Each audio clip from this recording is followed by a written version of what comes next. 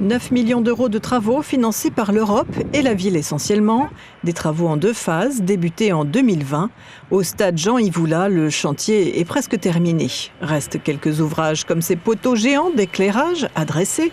Ils seront plantés aux 4 coins du terrain de foot. Tant sur le terrain que dans le gymnase, Claude, qui a travaillé ici pendant 40 ans, apprécie les changements.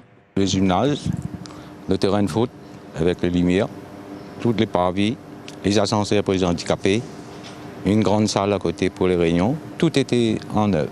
Les toilettes, tout, c'est mieux, oui. Parmi les éléments qui donnent du prestige au complexe, il y a cette tour de contrôle, des locaux complémentaires, des vestiaires, des salles de presse. Les travaux relèvent de la réhabilitation comme du gros œuvre. La première phase a consisté à revoir la solidité et la conformité de l'ensemble de l'édifice. Donc nous avons renforcé l'ensemble de toute la structure. Donc la cathédrale de métal que vous avez effectivement derrière vous, autour de vous, a été renforcée en totalité. On a remplacé l'ensemble de la toiture et nous y avons posé une ferme photovoltaïque. Et dans le cadre effectivement de la sécurité du site, vu son étendue sur près de 3-4 hectares, il nous a été demandé de réaliser une tour de contrôle.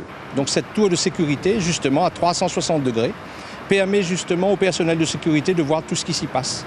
Le stade extérieur peut accueillir 12 000 personnes dans les gradins et jusqu'à 20 000 pour un événement debout sur la pelouse.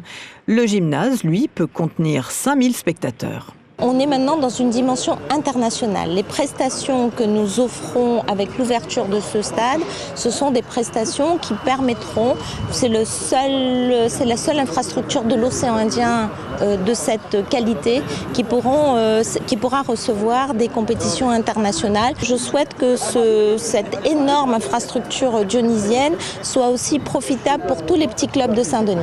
Une fête du sport sur plusieurs semaines sera organisée où tous les petits clubs seront conviés à jouer, à se rencontrer interquartiers pour l'inauguration.